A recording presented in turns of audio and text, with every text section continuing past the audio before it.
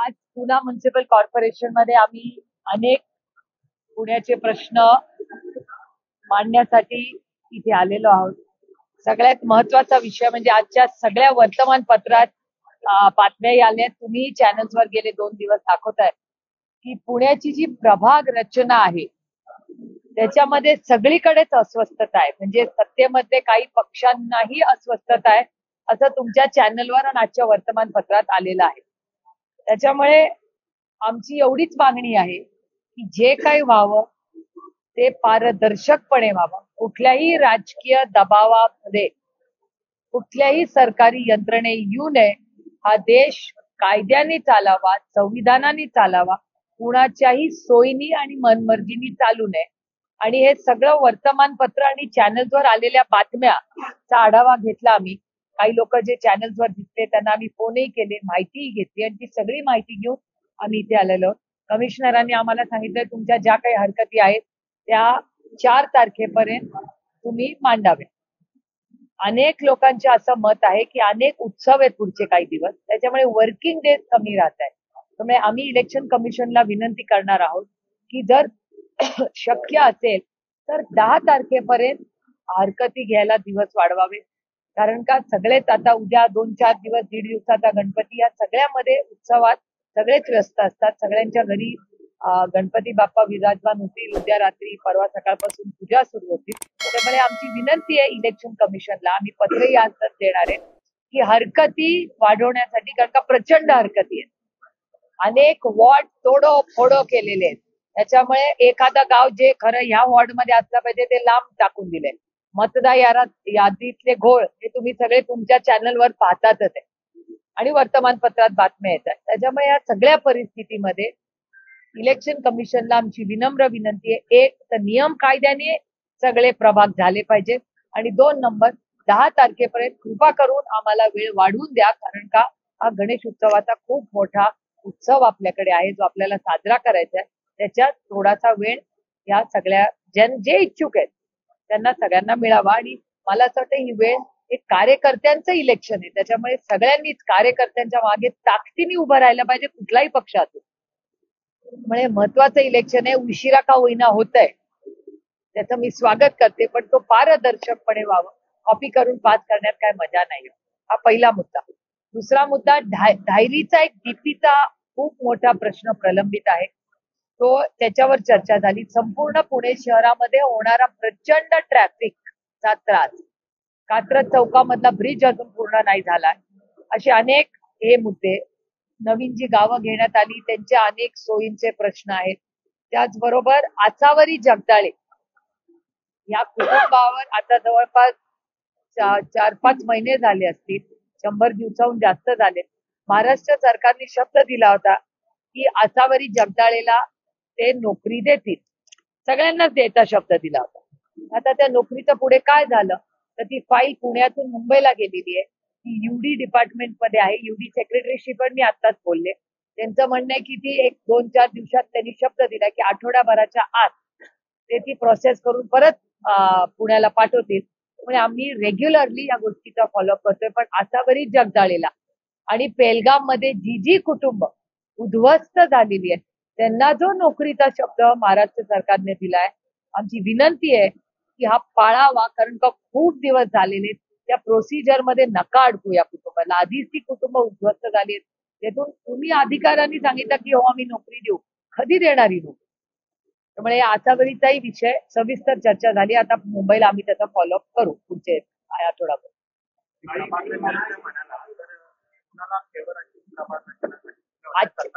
नाही, सत्ताधारीतला सगळ्यात जो मोठा पक्ष आहे असं वर्तमानपत्रात आणि चॅनलवर आरोप प्रत्यारोप होत आहेत. त्याच्यामुळे हे आरोप सगळ्यांकडूनच होत आहे. अशी ही एक लोकप्रतिनिधी माझी नैतिक जबाबदारी आहे की कुठल्याही पक्षावर अन्याय झाला तर आवाज उठवलाच पाहिजे ना, अन्यायाच्या विरोधातच लढायला पाहिजे ना, म्हणून तर आम्ही लोकप्रतिनिधी आहोत. त्यामुळे कुठल्याही पक्षावर, म्हणजे सत्तेतल्या एखाद्या पक्षावरही अन्याय होत असेल तर माझी नैतिक जबाबदारी नाही का त्यांच्या बाजूने उभं राहायची? आणि नागरिकांना कुठलीही गैरसोय होऊ नये. नागरिकांना सोयी मिळवण्यासाठी वॉर्ड रचना करताना मग एखादा नागरिक इकडे त्याचं मतदान तिसरीकडे, त्याला मदत जायला चौथीकडे. असं कसं?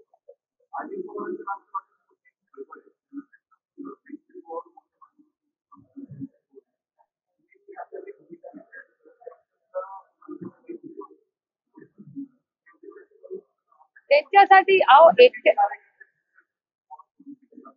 नाही नाही, अनेक तोडलेले ते वर्तमानपत्रात आज आलेली आहे ती बातमी. मला वाटतं तुमच्या चॅनलनी पण काल का परवा ती दाखवलेली आहे. त्याच्यामुळे अनेक नगरसेवक जे राहिलेले आहेत अनुभवी आहे आणि अतिशय उत्तम काम केलेले, मग कुठल्या का पक्षात ते आज असे ना त्यांचे वॉर्ड तोडफोड झालेले. असं कसं चालेल? आपल्या सोयीसाठी वॉर्ड नाही ना होऊ शकत. आपण काय लोकांची सेवेसाठी आहोत. माननीय प्रधानमंत्री काय म्हणतात, मी प्रधान सेवक आहे. तसं हे सेवकच आहेत ना इथले, मग हे सेवक हे तोडफोड करून हे असं कशाला करतायत? त्यांनी सेवेसाठी केलं पाहिजे. वॉर्ड रचनेचं आमचं म्हणणं आहे की जो नियम कायदा आहे त्याप्रमाणे वॉर्ड झाला पाहिजे. जो काय कायदा असेल वन साईज फिट्स ऑल, एका फॉर्म्युलानीच झालं पाहिजे. प्रत्येक वॉर्डासाठी वेगळा फॉर्म्युला, कुठला नियम कायदा लावतो?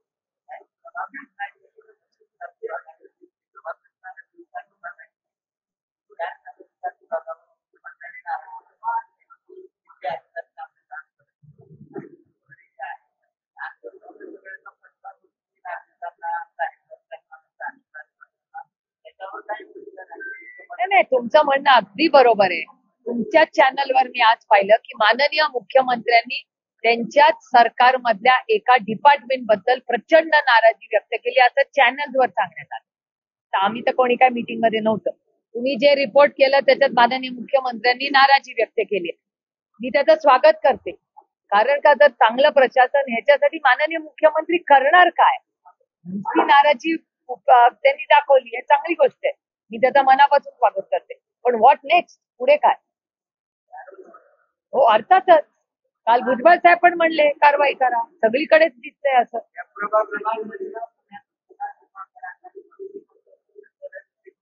नाही नाही, सत्ताधाऱ्यांचे पण स्टेटमेंट आहेतच ना. आमचं काय म्हणणं आहे की एकाला सोयीप्रमाणे करू नका आणि नागरिक हा केंद्रबिंदू असला पाहिजे. इलेक्शन जिंकणं हा केंद्रबिंदू कसा असू शकतो? नागरिक हा केंद्रबिंदू आहे ना. नागरिकांची सोय बघायला पाहिजे. हे नागरिकांची सोय नाही. आणि जिथे जिथे ताकदवर लोकांनी उत्तम मुंबईत पुण्यामध्ये काम केलेलं आहे त्यांचेच वॉर्ड तोडण्यात आले. असं कसं चालेल? ही मनमानी आहे, ही लोकशाही नाहीच आहे.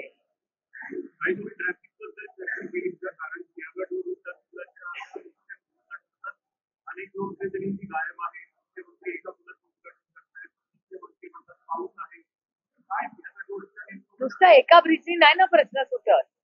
आता धायरीच्या सगळ्या लोकांना यायला 2 तास लागलेत. काय अंतर आहे इथून Pune municipal corporation to Dhayari? काहीच अंतर नाहीये. 2 तास लागलेत आमच्या सहकार्याने यायला. आणि रोजची कथा आहे हो. आणि सांगून थकलो आम्ही. आंदोलनं करून झाली, मीटिंग घेऊन झाल्या, काय करावं आता कळेना. खड्डे तर आहेतच. गडकरी साहेबांकडे फॉलो अप केले, सगळं करून झालं. पण हे सरकार काहीच करत नाही ना.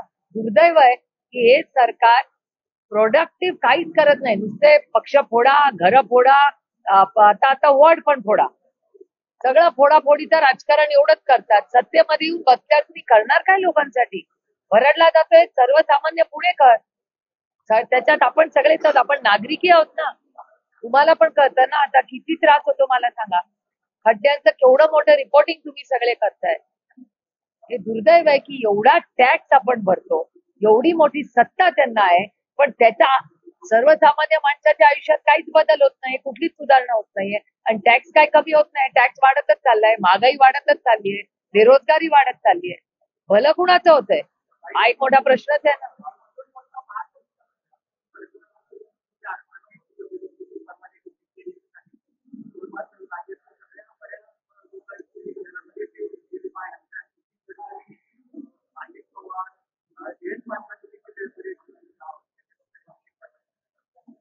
माझं म्हणणं आहे की महाराष्ट्र सरकारने नक्की ठरवावं की महाराष्ट्रात मध्ये काय आर्थिक परिस्थिती आहे. मी गेले एक वर्षभर, तुम्ही सगळे मला नेहमी भेटत असता, मी गेले वर्षाहून जास्त सांगते की महाराष्ट्राची आर्थिक परिस्थिती अडचणीत आहे. एकीकडे लाडकी बहीण योजनेमध्ये 25-26 लाख नावं कमी झालेली आहेत. त्यातली 2 लाख नावं पुण्याची आहेत. मला 2च प्रश्न विचारायचे आहेत या सरकारला की तुम्ही फॉर्म भरूनच कसा घेतला आणि म्हणजे काय निकष लावून भरून घेतला आणि काय निकष लावून तुम्ही कॅन्सल करताय. म्हणजे भरून तर घेतला ना, पुरुषांचे पण भरून घेतले. आता मला सांगा, तुमची सगळ्यांची मुलं किंवा कुठली ना कुठली सुविधा तुम्ही सरकारच्या किंवा ऑनलाईन भरता, त्या ऑनलाईन भरताना ऑटोमॅटिकली फॉर्म रिजेक्ट नाही होत. मग मेल आणि फिमेल मधलं कळलं नाही सरकारला? कुठलं हे सॉफ्टवेअर काढलंय, कोणी यंत्रणा लावली, याची इन्क्वायरी झाली पाहिजे. आणि मी माननीय मुख्यमंत्र्यांना विनंती करणार आहे की याची इधर जी रिपोर्ट काढा, ह्याच्यावर व्हाईट पेपर काढा आणि याच्यावर पूर्णपणे ह्या स्कीमवर एक मोठी जम्बो इन्क्वायरी लावली गेली पाहिजे. आणि महाराष्ट्र सरकारने नाही केलं तर दुर्दैवाने आम्हाला दिल्लीला जावं लागेल. पण तरी माझा विश्वास आहे की महाराष्ट्राचे मुख्यमंत्र्यांनी अँब्युलन्स घोटाळाचं जेव्हा बोललो आम्ही तेव्हा थांबवलं. त्याच्यामुळे माझी अपेक्षा आहे की लाडकी बहीण योजनेमध्ये 4,800 कोटी रुपयाचा जो घोटाळा झालेला आहे त्याची इन्क्वायरी झाली पाहिजे. फॉर्म भरले कसे, कुठल्या निकषाने भरले आणि कुठल्या निकषाने कॅन्सल केले, या दोन्ही गोष्टीची उत्तरं सरकारला द्यावी लागतील. आणि काल माननीय भुजबळ साहेबांचं स्टेटमेंट आहे की लोकांवर ऍक्शन घ्या. कोण आहेत ती लोक, पण ऍक्शन कुणावर घेणार, हा एक प्रश्न. आणखीन एक महत्वाचा प्रश्न, सातत्याने हे सरकार म्हणत असतं की जुन्या काळामध्ये लिकेजेस व्हायचं. ठीक आहे, तुम्ही मनमोहन सिंग साहेबांनी डायरेक्ट बेनिफिट ट्रान्सफर डीबीटी आणलं, मग डीबीटी आणल्यावर 0 लिकेज असायला पाहिजे. मग 4,800 कोटीचं लिकेज झालं कसं? तुम्ही जेव्हा अकाउंट मागितली केवायसी नाही मागितलं, तुम्ही आधार कार्ड नाही चेक केले, मग कसं काय झालंय? मोठा भ्रष्टाचार आहे हे. 4,800 कोटी रुपये कुठे गेले, कुणाच्या अकाउंटला गेले, याचं उत्तर महाराष्ट्र सरकारला द्यावं लागेल. मग लोक जागेवर आहेत नाहीयेत हे सगळं पारदर्शक मी स्वतः सुप्रिया सुळे एक PIL करणार आहे आणि याचं उत्तर सरकारला द्यावं लागेल. हा, त्याच्यावर उत्तर देते उत्तर देते. हा, योजना बंद करून प्रश्न नाही ना सुटत. तिची सरकार इज अ कंटिन्युअस आहे. पण म्हणजे कुठलंही सरकार आलं ना ती कंटिन्युटी असते. म्हणजे आता आम्ही सत्तेमध्ये होतो तेव्हा रस्त्याची कामं, शाळा करत होते, पुढचं पण सरकार येऊन ते कंटिन्युटी करत राहतात. तर बंद करून तर प्रश्न सुटणार नाही, मार्ग काढावा लागेल आपल्याला. म्हणून तर ते माय बाप सरकार आहे ना. माय बापनी बंद करून म्हणलं तर कसं चालेल? माय बापांनी सोल्युशन काढायचं. एक, आम्हाला त्यांचं उत्तर देऊ द्या. ही जी दारूची दुकानं वाढवायची आहेत का काय मला माहिती नाही, काय पॉलिसी आहे ही आजच्या वर्तमानपत्रात मी स्वतः वाचलेली आहे. आजच्या सकाळच्या या सगळ्या पेपरमध्ये ही हेडलाईनच आहे. त्याच्यामुळे ही नक्की काय याची जास्त माहिती आम्ही घेणार आहे.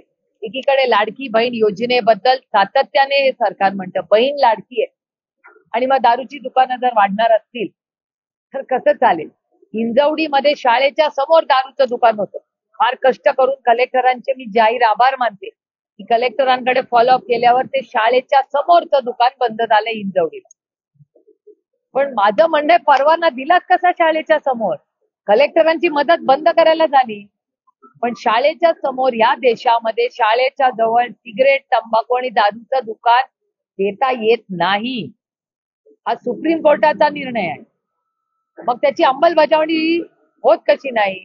हे जे निर्णय सरकार, केंद्र सरकारकडून येतं, महाराष्ट्र सरकार त्याला केराची टोपली दाखवतं. शाळेच्या समोर तुम्ही बार उघडणार, ही संस्कार तुम्हाला पाहिजेत का? नाही का चालणार आम्हाला हे? नाही होऊ देणार शाळेच्या समोर आम्ही बार आणि सिगरेट आणि दारूची दुकानं. ही नाही संस्कार मराठी माणसाचे, नाही भारतीय संस्कारच नाही ते. त्याच्यामुळे आम्ही ताकदीने लढणार याच्या विरोधात.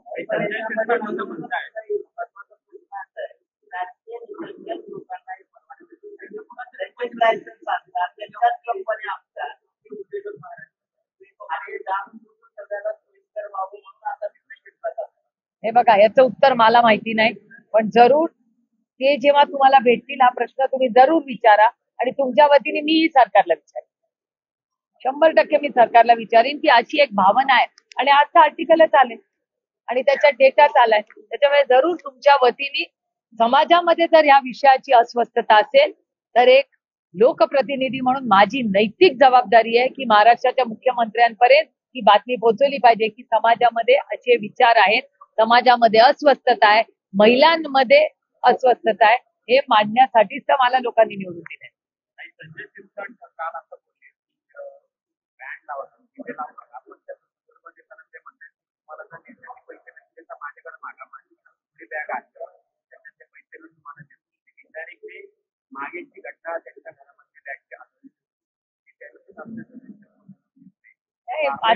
मी मागेही बोलले होते की उघडी पैशाची बॅग नोटबंदी करताना माननीय निर्मलाजींनी फार एक विचार करून केंद्रबिंदू ठेवून की हा ब्लॅक पैसा गेला पाहिजे असं आम्हाला सांगण्यात आलं पार्लमेंटमध्ये. नोटबंदी म्हणजे नोट लागणारच नाही आता समाजामध्ये, पण नोट बंदी झाली मग एवढा कॅश आला कुठून आणि ती उघडी बॅग तुमच्याच चॅनलवर पाहिली. एवढा कॅश सापडल्यावर तिथे ईडी सीबीआय इन्कम टॅक्सने विचारायला नको. मी निर्मलाजींना दिल्लीला भेटले होते तेव्हा त्यांना सांगितलं होतं अशी घटना महाराष्ट्रात झाली आहे, हे कॅश इन सर्क्युलेशन कुठून आलं. इलिगल पैसे मग इलिगल असतील तर त्यांना इन्कम टॅक्सची नोटीस गेली पाहिजे. ईडी सीबीआय तिथे रेट टाकली पाहिजे की चाललंय तरी काय. या बघा हा नियम कायदा सगळ्यांना समान असला पाहिजे. तुम्ही सत्तेत असला म्हणून किती कॅश काढली तर चालेल असं कसं चालेल.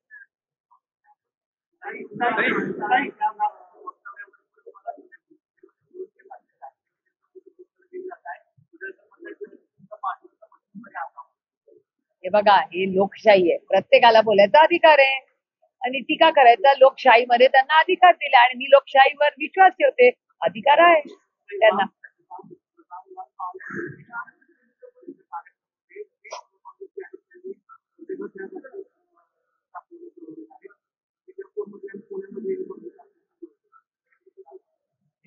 काय करणार पोलीसला जाऊन सांगा, पोलीस कंप्लेंट करायला. हा मग प्रशासन कुठे कुठे घेणार आहे. नाही नाही कुठे घेणार आहेत तिथल्या प्रशासनाने तिथल्या कलेक्टरांनी लक्ष घातलं पाहिजे त्यात.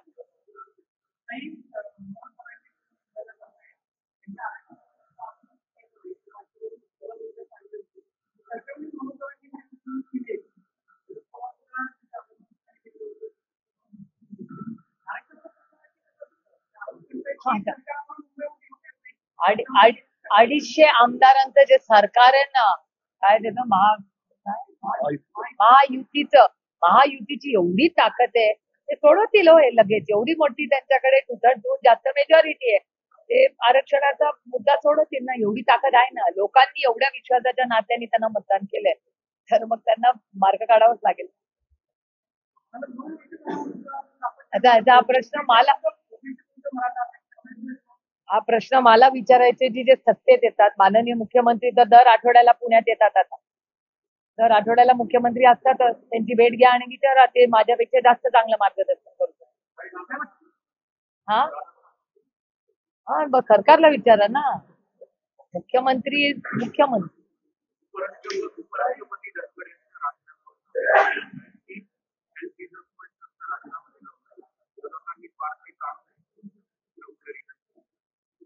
कारण का आमची सगळ्यांची गाठीभेटी आदल्या दिवशीपर्यंत होत होत्या.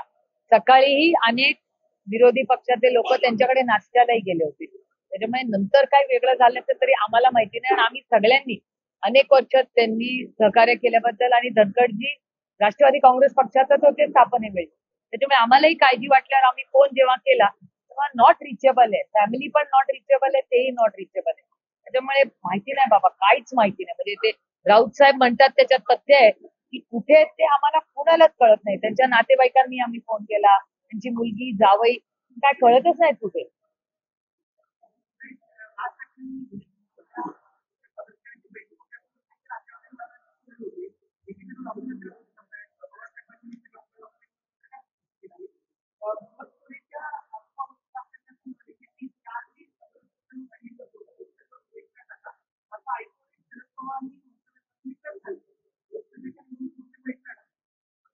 बहिष्कार टाकायचा त्यांनी प्रस्ताव जेव्हा आणला होता चर्चाही झाली होती. पण बहिष्कार कसा टाकणार ना. एका लोकशाहीमध्ये बहिष्कार कसा टाकणार म्हणून ती चर्चा अर्धवट राहिली. पण आताची जी जो आरोप राहुलजी करतायत ते पहिलं पत्र राष्ट्रवादी काँग्रेस पक्षाने लिहिलं होतं, ज्याची सुरुवात म्हणजे राहुलजींची जर प्रेस पाहिली ते जे पत्र आहे ते महाविकास आघाडीचं पहिलं पत्र. म्हणजे विधानसभेचा रिझल्ट लागायच्या आधी आम्ही पत्र लिहिलेलं आहे, नंतर नाही. आणि आजही म्हणणं आहे ती इन्क्वायरी करायची असेल तर स्वतः सुप्रिया सुळेच्या बारामती लोकसभा मतदारसंघापासून सुरुवात करा. माझ्या इलेक्शन पासून सुरुवात करा. मी जिंकले म्हणून माझं करू नका असं माझं अजिबात म्हणणं नाही. माझं म्हणणं आहे स्वतःपासून सुरुवात करा.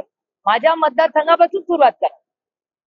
पण दुबार मतदान नावं एका घरामध्ये 180 लोक ज्याचा पत्ताच नाही असं कसं राहू शकतं? आणि बाळाराम पाटलांची तर केस सगळ्यांनी पाहिलेली. अशा प्रत्येकाच्या केसेस आहेत. आणि माझं म्हणणं आहे जिंकला किंवा हारला याला महत्व नाहीये. महत्व आहे की पारदर्शकपणे काम झालं पाहिजे. जिंकतात हारतात लोक इलेक्शन मध्ये होतातच, पण पारदर्शकपणे इलेक्शन झालं पाहिजे. आणि अशी जर नावं असतील यांच्या मतदारसंघात म्हणजे जो कॅन्डिडेट अभ्यास करतोय त्याला सापडतंय काय ना पाहिजे. काल इंदापूरला मी गेले होते. 3 गावांमध्ये 17,000 मतदान वाढले असं कालचा डेटा सांगतो. कालच ती बातमी आली. इंदापूर हर्षवर्धन पाटील भाऊंकडे ती लिस्ट आलेली आहे आणि त्याची बातमी काल इंदापूरमध्ये खरं तर झाली. दौंडला पण तीच परिस्थिती. सगळीकडे तशी जर परिस्थिती असेल ते चिंताजनक आहे आणि ते करेक्ट झालंच पाहिजे. असं नाही म्हणले ते, अजून काहीतरी वेगळं. चीप शब्द नाही वापरत. ते माननीय मुख्यमंत्री आहेत राज्याचे, काय बोलणार, त्यांना अधिकार आहे आमच्याबद्दल बोलायचे. त्याच मतदार आता मी नाही म्हणत आहे, डेटा म्हणतो, मी नाही म्हणत डेटा.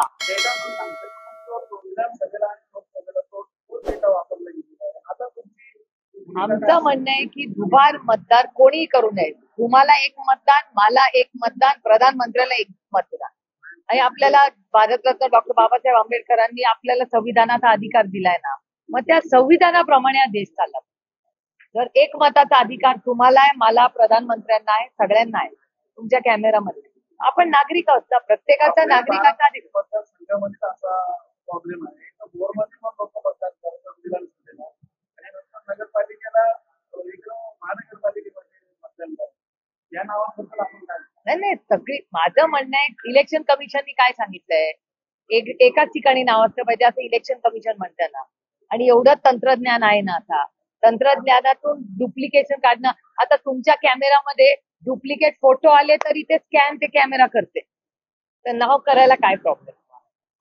आपण काळजी घ्यायला नाही. अर्थातच काळजी घ्यायला प्रत्येकाने घेतली पाहिजे.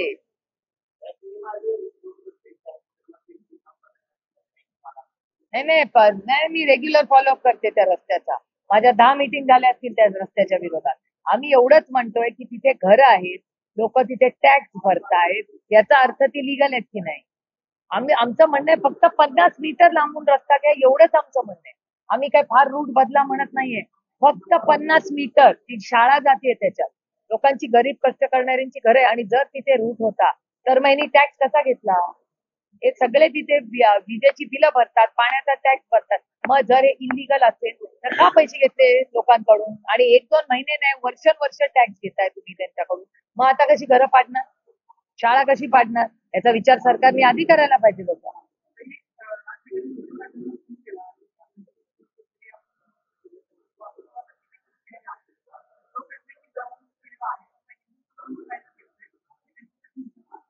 तुम्हाला खरं सांगू, या राज्यामध्ये दर 3 तासाला एक शेतकरी आत्महत्या करतोय, दर 3 तासाला.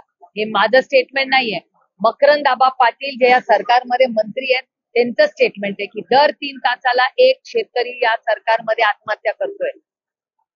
शिक्षक आत्महत्या झालेल्या आहेत, जलजीवन मिशनचं काम करणारे लोक आत्महत्या करतायत, 12,000 लोक इन्फोसिसनी कमी केलेले आहेत. हे प्रश्न माझ्यासाठी जास्त महत्वाचे असतात. ह्याच्यासाठी मला लोकांनी निवडून दिले. कोण कुणाच्या घरी जाणार, काय करणार, काय खाणार, काय संबंध त्याचा.